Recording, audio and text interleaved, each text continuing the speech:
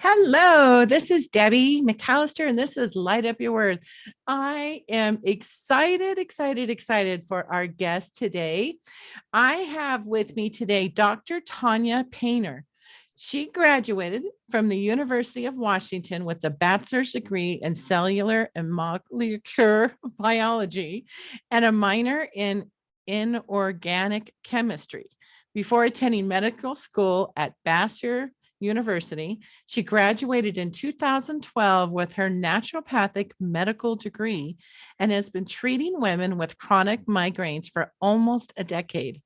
Having suffered from chronic headaches herself and myself for nearly 20 years, she has a God-given calling to help women find a way to manage their migraines more effectively.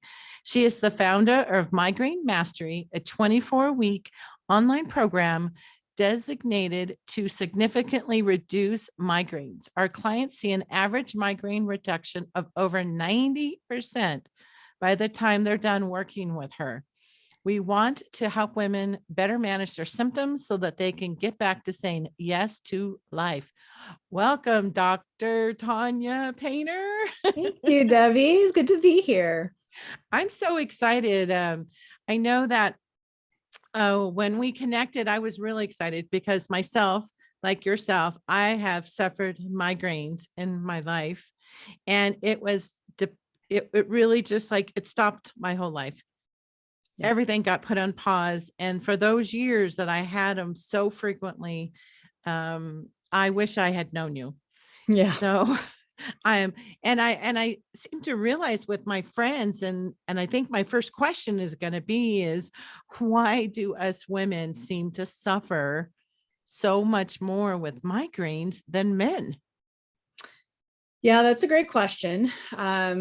Still don't know 100%. There's a lot we don't know about migraine, but the main theory is that it's a hormone thing, right? So the hormones that are largely implicated in migraine are progesterone, estrogen, and then the fluctuations that happen as a result of our monthly cycles. And so men don't really have those types of fluctuations, and it's really the ups and downs that do us in. So that's pretty much where we're suspecting the reason why. And then there are a lot of things that estrogen are involved with in our body. And when we're deficient in our progesterone or our estrogen or both, then that impacts our immune system and our cognition and our neurotransmitter balance and how our digestion works and all kinds of stuff. So those hormones, they play a big role in our health. Well, that's fascinating. You know, when I hit menopause about 9 years ago, I eventually somehow stumbled upon a compounding pharmacist, and she did like a hormone check with me. She told me that my hormones had been off since, childbirth, my son when I was 24. So by the time I found her, that was really a lifesaver for me. But I'm here to talk about you and your expertise of migraines. I mean, what can you share with us that everybody who's ever suffered them would love to hear from you and your approach? That is just such a broad question. Yeah. I think my biggest thing that I like to share is that medication is not the only option, right? It's not necessarily just about the supplement or about the medication or about the gadget. There's actually a way that is extremely effective of approaching migraines from a whole body perspective and looking at not just your migraine, but looking at your hormones, looking at your cortisol and adrenal function, looking at how your liver is functioning, your detoxification pathways, looking at your nutrient balance, looking at gut health, looking at microbes in your gut. I mean, there's just so many things that science knows is correlated with migraines, increased migraine intensity and frequency. And so if we can look at you as a whole person and as an individual, we can figure out what are your issues going on, whether it's simply hormonal, or if there's a combination of hormone and an underlying gut infection that has never been caught, or, sleep apnea is another big one that is not even looked at in a lot of people with migraines. That's a huge issue.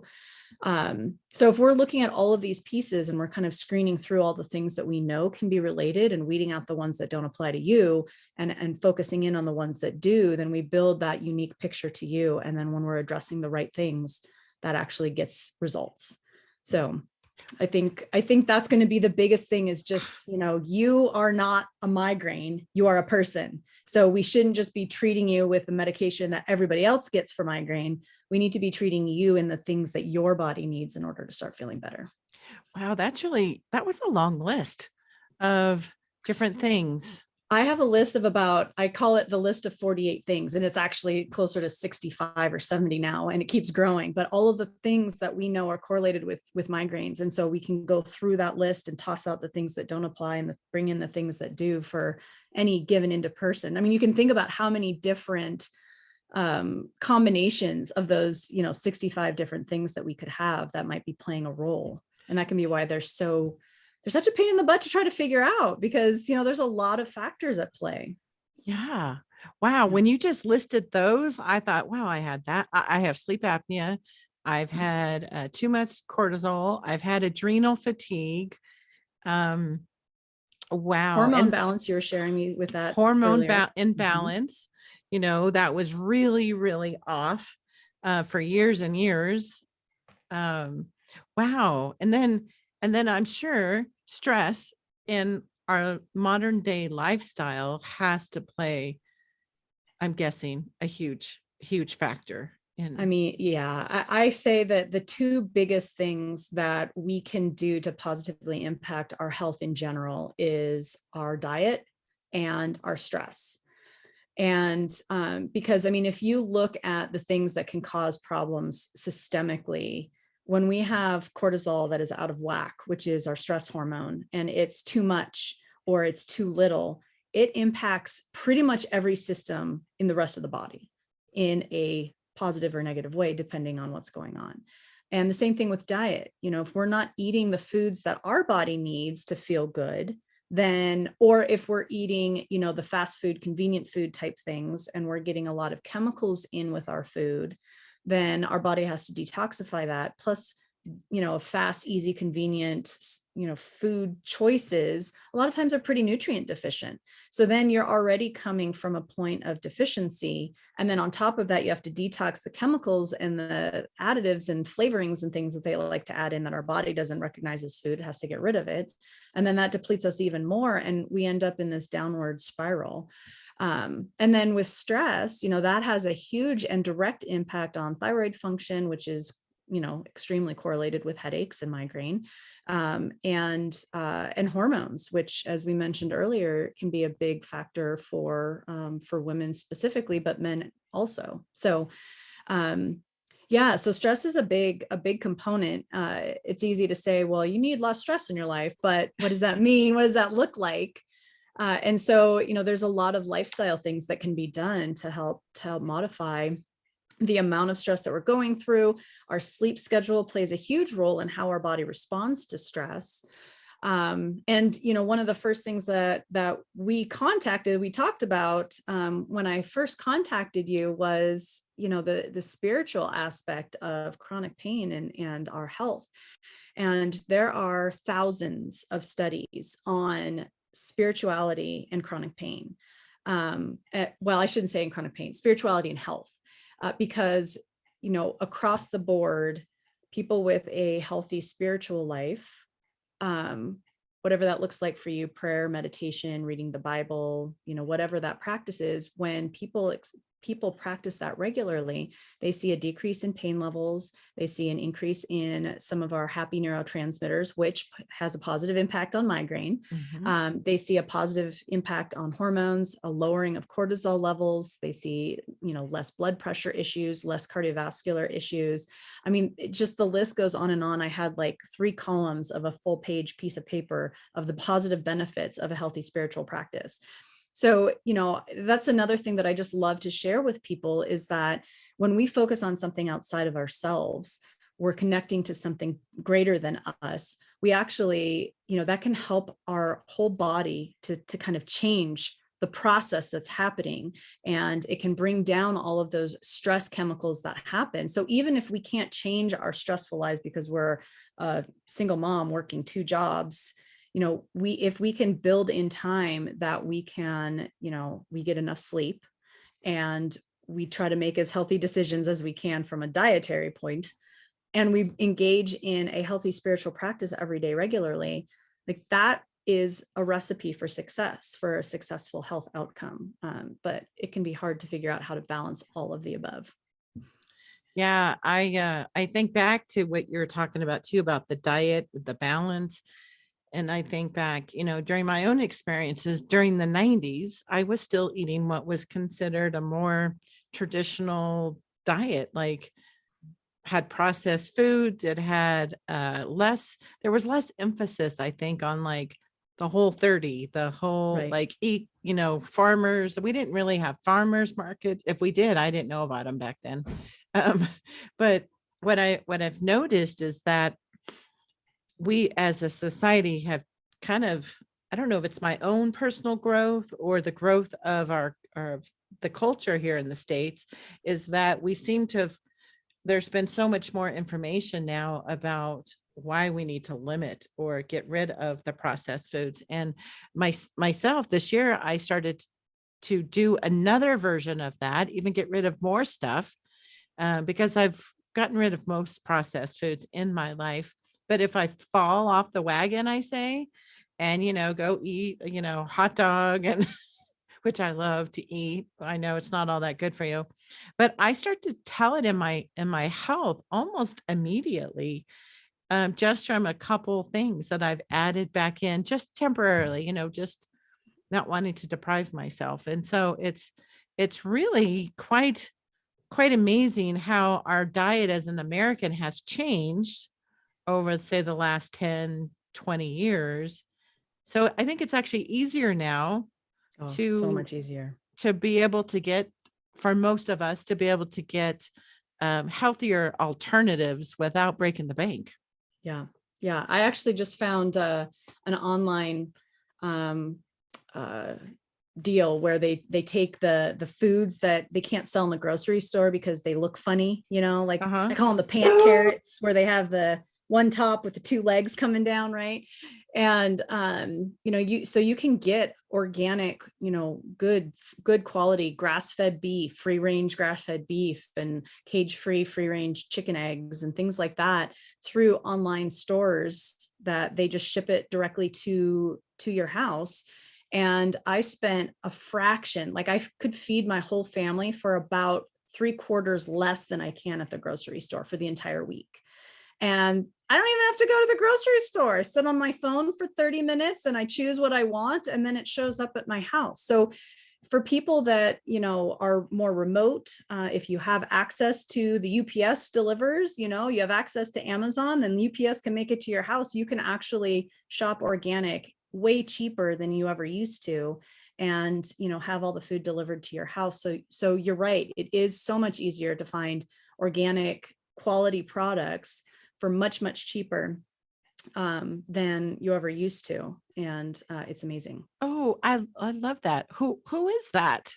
I think I need to The put one that in the that, show notes even. yeah, there's multiple.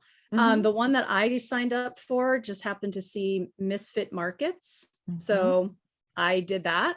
And I love it. Like the radishes that we got, I said that they look like old man radishes. They were all wrinkly and stuff, but Yeah. they were delicious. I mean, they look like something that you would grow out of your garden. They weren't the perfect round things. They were, oblong and kind of weird shape, but they just tasted like I Mhm. picked them out of the garden. And I'm like, I'm sold. I don't care what it looks like. It tastes amazing. Everything looks the same chopped up in a salad anyway, right? So Right, right. yeah. Because I know some weeks I can't make it out to we have a locals farmers market, I think Mhm. twice here in town, and I live in Flagstaff. And so we have one on Sunday and we have one on Wednesday night. And sometimes I just can't get out there. Yeah. Yeah. And I mean, even at our farmers market, it's all grown locally, but most of them aren't organic. So I find it still hard to find an organic option Mhm. where I live in the farmers market, which is important to me. So, and it's, still cheaper than I usually get at the farmers market. Yeah. So So I have a question, and maybe I should have prepped you with this question, but I hadn't thought about it. So, it's okay. but I'm thinking about, the whole conversation that's about the organics with our health, how it can impact migraines. Can you help listeners connect those dots of why it's important to try to have more organic fruit than or vegetables than not? Sure. So, the pesticides that are used on our food are very toxic. And when we are consuming the products that have those pesticides and herbicides on it, then our body has to detox it. And it's being shown that these pesticides and herbicides are actually causing a lot of inflammation in our gut. It's killing off our good gut bacteria and is allowing bad gut bacteria to grow in there. And that is extremely problematic from just a general health standpoint. But for migraineurs specifically, there is a huge connection between gut health and brain health. And serotonin, one of our happy neurotransmitters that our brain makes, and for those who aren't familiar with the neurotransmitter, it's basically how our body communicates within itself. So our brain connects communicates with our other systems, and our systems communicate with each other via neurotransmitters, serotonin being a very common one. And serotonin is very, very implicated in most migraine situations. It's not always the only cause, but triptans, the most common medication used for migraines, are based on serotonin pathway. So we know that there's a huge connection between serotonin and migraine. And what we also know is that about 90 to 95% of our serotonin is made in the gut. And so when we have inflammation and, gut bugs that aren't where it needs to be, then that disrupts our serotonin production. When we have a drop in serotonin, that can trigger migraine. So that is a big factor in a chronic migraine situation, is understanding that the foods that we're eating can disrupt the neurochemicals that our brain needs in order to feel good. And so then on top of that, we also have to detoxify from those chemicals on the food as well, right? And so there was an interesting study that came out a few years ago. Well, it's probably been about 10 years now, but they showed that people with chronic migraines are 92% of people that were in this study that had chronic migraine were actually deficient in antioxidants. And antioxidants are what helps us to detoxify and get rid of the stuff that causes damage in our body. And when they're deficient, they can't detoxify those things. And so then they just float around and create a whole host of havoc and inflammation in our body that our body then is not able to deal with properly, which then can trigger migraine and other pain, chronic fatigue, chronic fibromyalgia, all kinds of different things that can be linked back to antioxidants being depleted. So when we're eating food that is demanding antioxidants to come help, and we're using that all up, and we're not getting the quality back in through the nutrients that we're eating from our food, then we're not able to make enough to keep up with the demand. And so then that just drains our resources to the point where now anything that we eat that causes even the slightest little bit of inflammation is going to trigger us. And so when we can clean up our diet so that we're not exposed to chemicals from the outside, and not just on our foods, we're not just talking about organic foods, we're talking about cleaning chemicals. We're talking about shampoos and lotions that we're putting on our skin. We're talking about makeup products and toothpastes and all the kinds of, the things that we're smelling in the air, our Febreze and Glade plugins and whatever else, our perfumes. I mean, the list goes on and on, right? Those are all things that our body has to detox from. So we absorb it through our skin, we inhale it through our lungs. All of those are ways that we absorb those chemicals that are then depleting our antioxidants.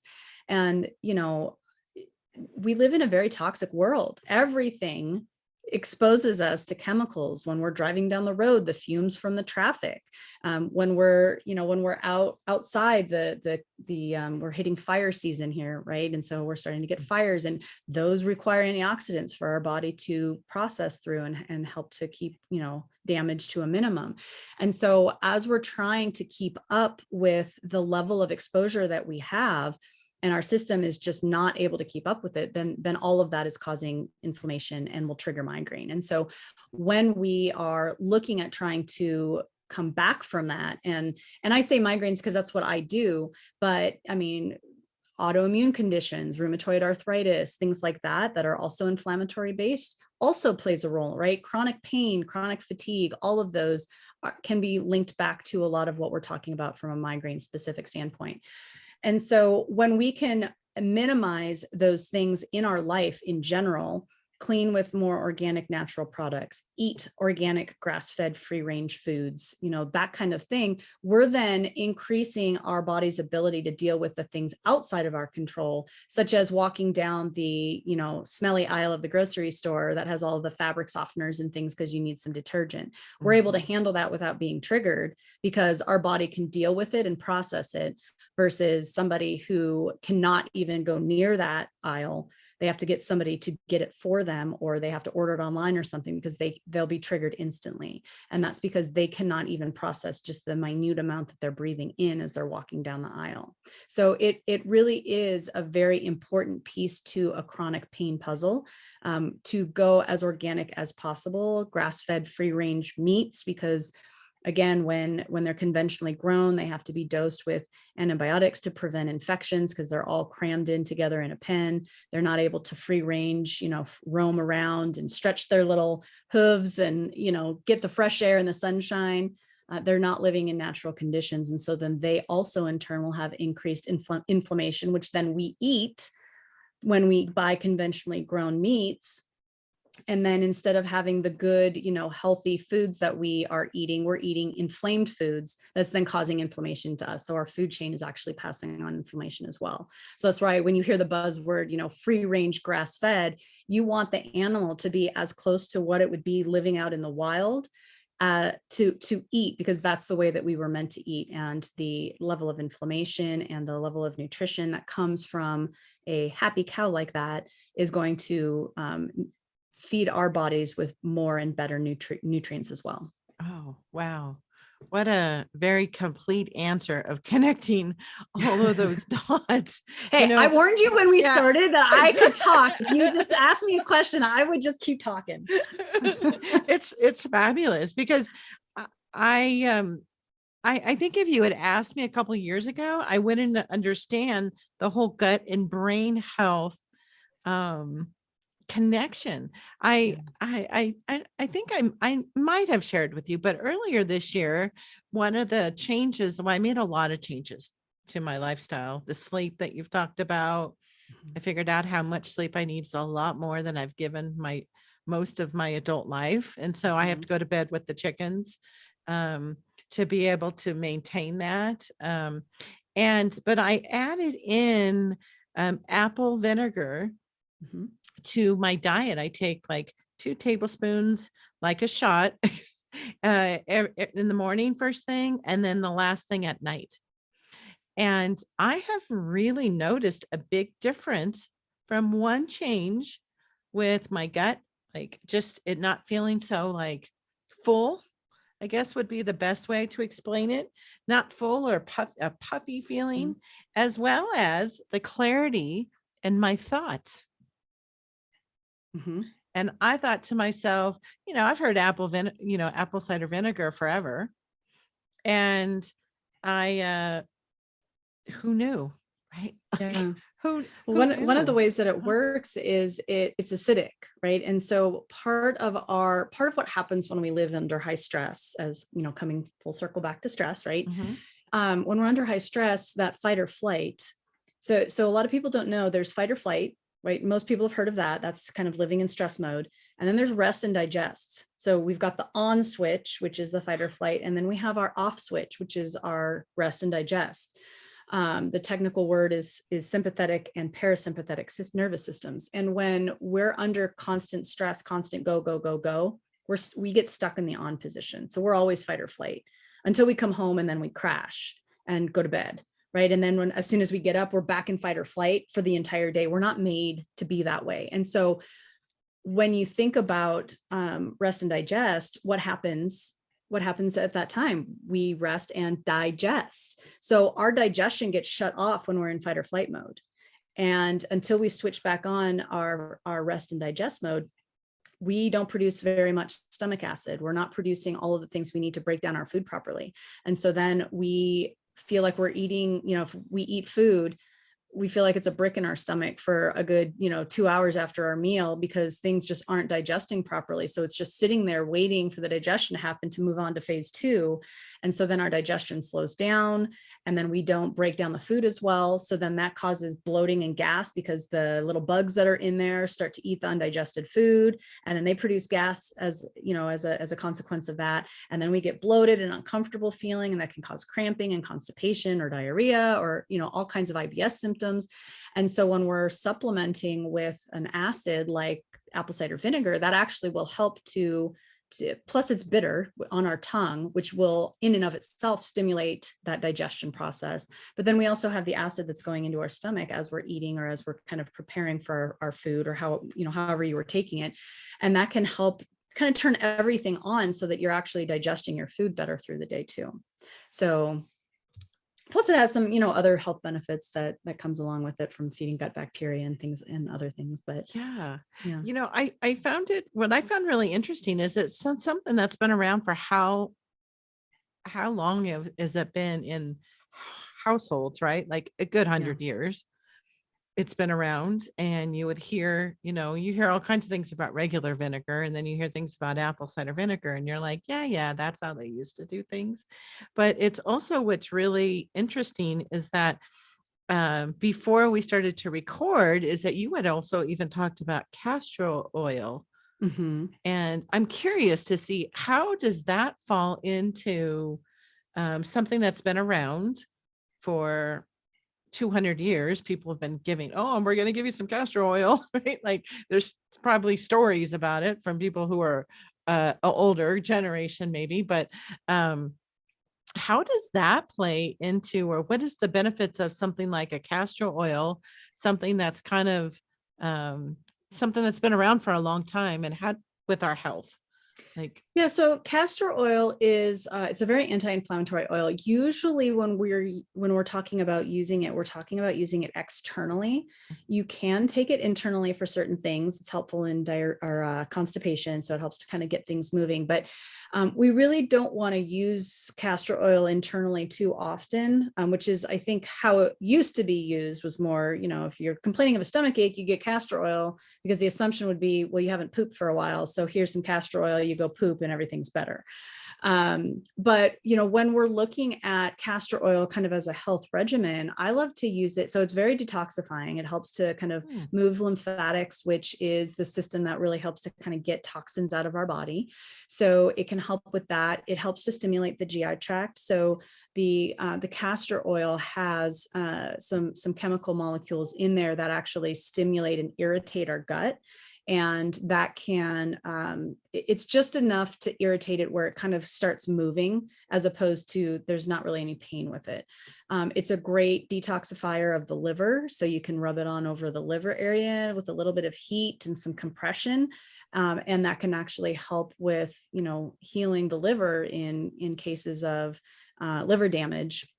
It won't reverse, cirrhosis or anything like that. But it's certainly, if your liver enzymes are elevated, that's one of the things that we can use to try to help bring the liver back into kind of normal working order again. So it definitely does have, it used to be one of my favorite go-tos. It still is. The only problem with people with chronic migraine, we can't detox them as quickly as castor oil helps us do, because their body isn't ready to deal with the toxins that are released. And so it tends to make them feel more sick. So that's something that you have to save for when you're feeling better and your antioxidant levels are where they need to be, and you've worked on some of these other underlying issues first, so that your body's in a place where it can actually do the detoxing that will come from the castor oil use. Oh, that's fascinating. Yeah. I'm always curious to find out, maybe because I don't have a medical background, but when I started making these changes this last year, I was so fascinated by our liver. Mm-hmm. And I don't have a gallbladder. Mine got taken out in my early 20s, and which was unusual, but not so unusual in the 90s. And I know they still take out millions of them every year, it seems like. Yep. And, And I'm thinking to myself, with what we know now, how did that even, I can't but help think that that somehow is attached to, oh, now you don't have a gallbladder. Oh, now let's throw on, within a couple of years, your liver is working overtime without a gallbladder. And then, okay, now look, now you have migraines. It was, Yeah. I'm not a doctor, but Well, so there's a couple things there. The surgery itself comes with a lot of medications, pain meds, and the anesthesia and antibiotics, and that alone, just the procedure and everything that comes along with it, can throw somebody who's already kind of teetering on the edge, kind of off the cliff. So and sometimes it can take a little while for that to catch up. I mean, usually one of the things that I look for within a year of somebody's migraines starting is, did you undergo a surgery of some sort? So that kind of trauma to the body can kind of cause that cascade of effect. But the other thing is, our gallbladder is just a sac that's holding on to bile that helps us to digest fats, but other things in our food as well. So our liver is what puts out the bile, and then our gallbladder collects it. And then when we have something high in fat or that's requiring more bile, it squeezes it out when the food reaches a certain point of our GI tract, and that helps to continue that process of digestion. When we have it removed, you're still having bile put out, but it's the same amount all the time. It's just trickling out constantly. There's no catching it. There's no extra bolus that you get when you need it.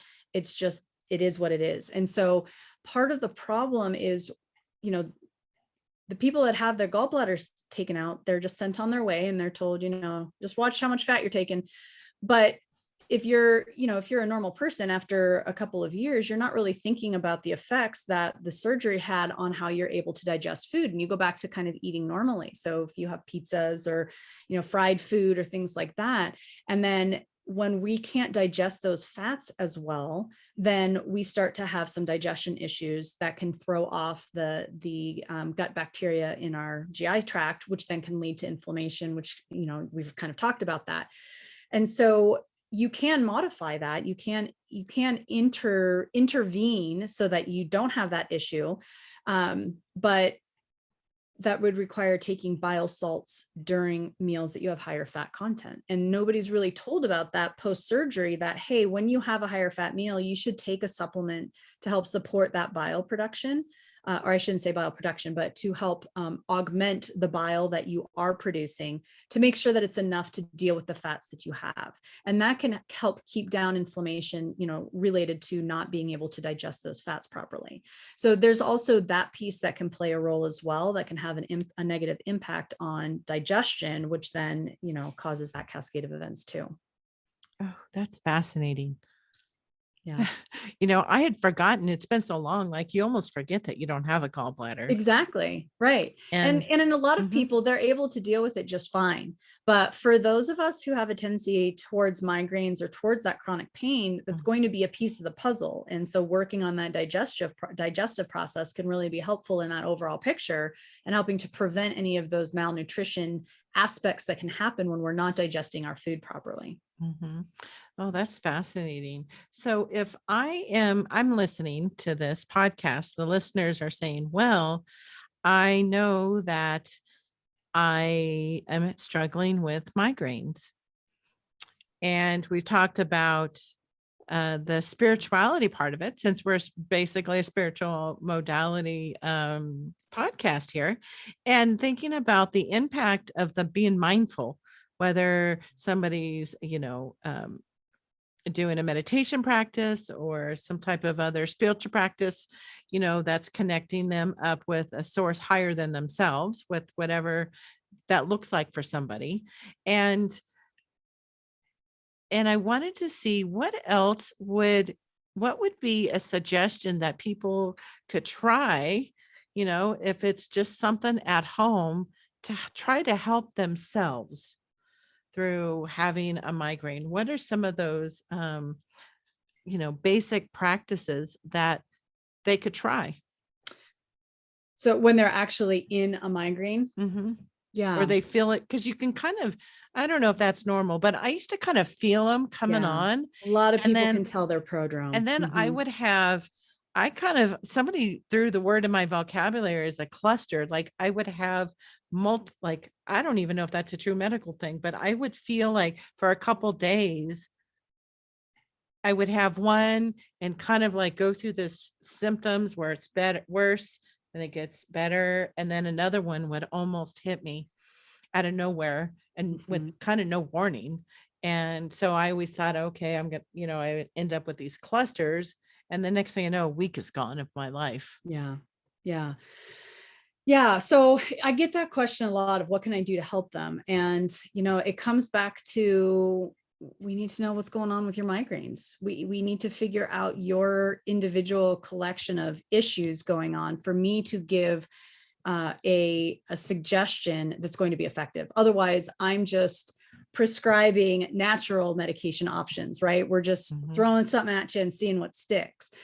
But, that being said, there are a handful of things that have the biggest impact on our clients when they first get started and we don't really know their full picture yet of what's going on, that we have everybody kind of try. And there's a handful of things that we say, this has a pretty good effect on a vast majority of people. So let's try some of these things to see what's going to work for you. One of them is electrolytes.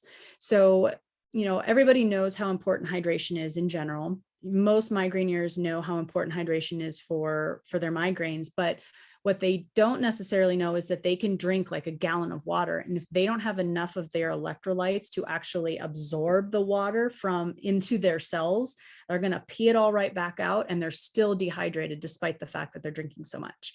So when we add in a regular electrolyte, whether it's in supplement form, you can do it through, I have an awesome drink. I call it my electrolyte martini, because when I'm wanting something fun, but I don't want to go alcohol, I'll have my electrolyte martini, which is a little bit of coconut water, a little bit of regular water, some lemon juice or lemon or lime juice, some salt.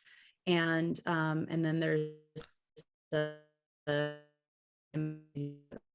and it's delicious. It tastes like it's a martini. So, something like that, or, there are electrolyte drinks out there. You just have to make sure it doesn't have any dyes or chemicals, sweeteners or anything like that in there. But those can be really helpful, just doing, 8 to 24 ounces a day, depending on how active you are and how much you're sweating. If you're spending a lot of time in the sun. And then of course, salt can be hard on the kidneys. So if there's any kidney issues, you have to talk to your nephrologist about how much sodium is appropriate for you, if at all. But that can be really helpful. And so sometimes, especially if your blood pressure goes low, and that is kind of a warning sign of an impending migraine, doing a dose of electrolytes with a little extra sodium in there can actually help to abort that migraine before it starts. So that can be one handy thing to take a look at. Another one that can be really helpful is a lot of people who have their triptans are effective for them, and they take it at the first sign that a migraine is about to happen, and that works, but then it doesn't necessarily work the entire time. Like their migraine will hit again maybe 8 hours or 10 hours later. And, sometimes they go for that second triptan. You're not supposed to, but sometimes, when you're in pain, you just do what you got to do and suffer the consequences later.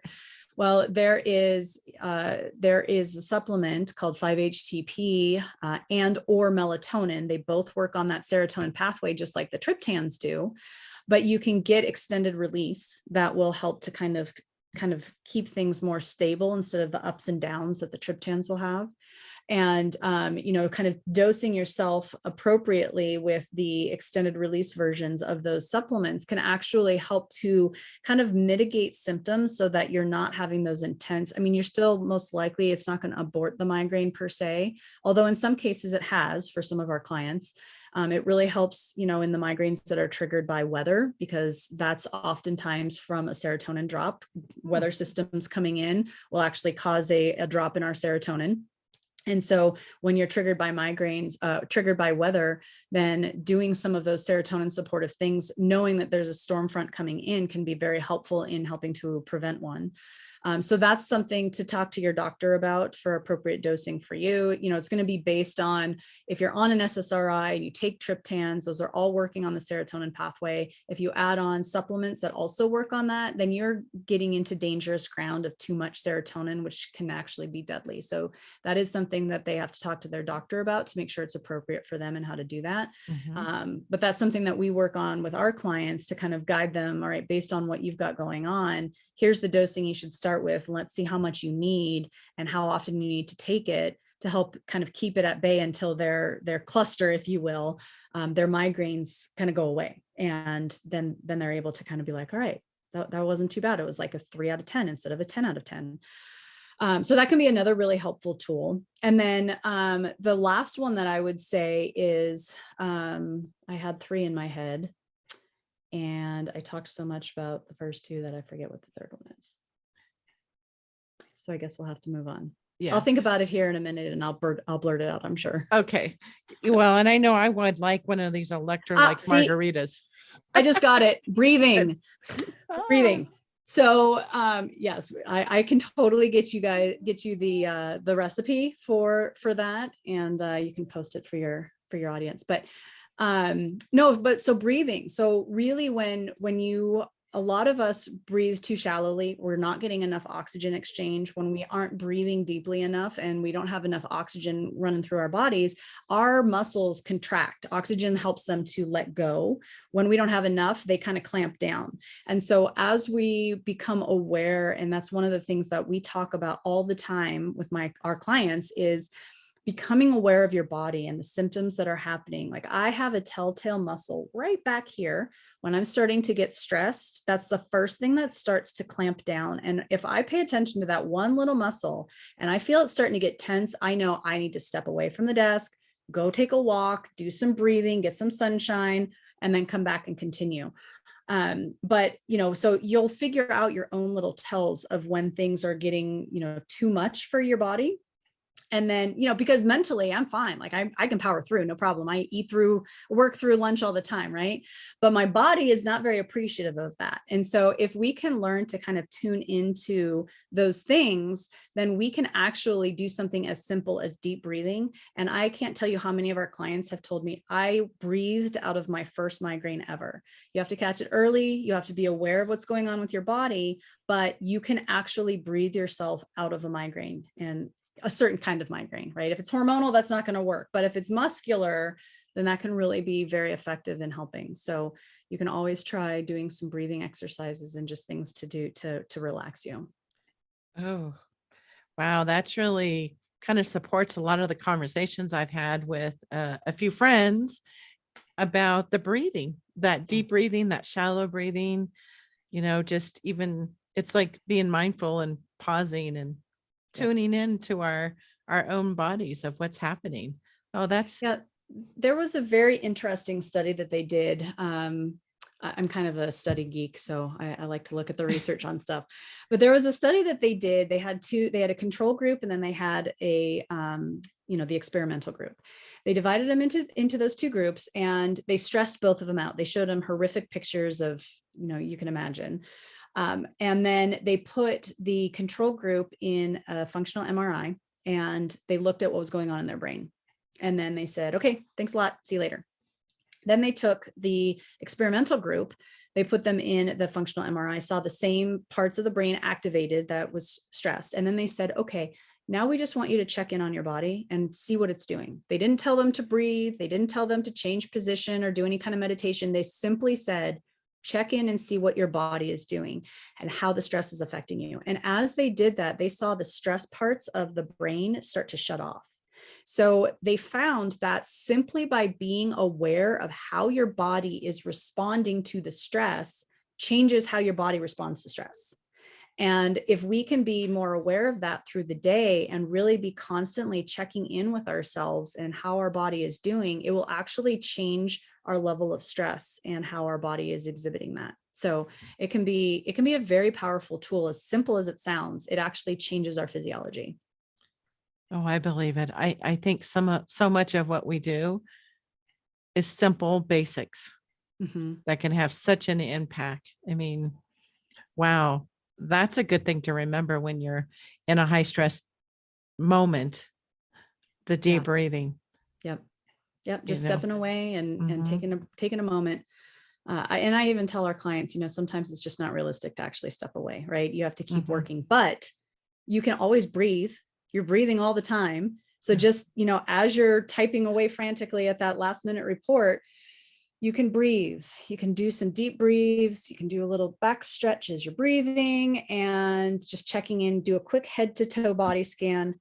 All right. Yep. I'm feeling it right here in my shoulders. I'm feeling it in my mid back. My legs feel okay, but my heart's beating a little fast and I don't feel like I'm breathing very deeply, right? That's it. That's all you're doing. You can do that while you're doing other things too. So you don't necessarily have, if you don't have the luxury of walking away and taking 10 or 15 minutes or doing some stretches or doing yoga or doing prayer, then you can always just kind of come back to that check-in and just acknowledge what's going on, do what you can in the moment, and then just continue on with your day. Right. So, yeah. Oh, such practical advice.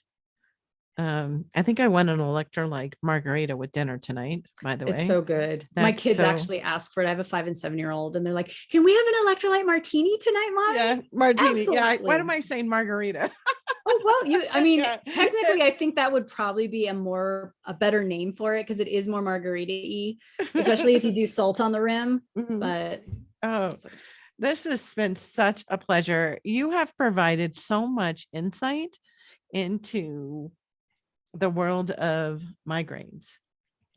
And for good. all the listeners that are out there who have either currently are working on them or have in the past, I would love for them to be able to reach out to you. How is that possible? How are they able to reach you, and what type of programs do you have now that you're doing? Yeah, so they can find me. The easiest is probably on our website, migrainemastery.org. And we also are on YouTube at Migraine Mastery and Migraine Free Life. We are on Facebook under either Migraine Mastery is our business page, or we have a free group for people with migraines. And that's called Migraine Mastery and My Migraine Support Group. Currently, we have 2 variations. We're actually just launching our Migraine Mastery Foundations course, which is basically what science shows are the things that people should be doing just generally to help support their migraine frequency and intensity.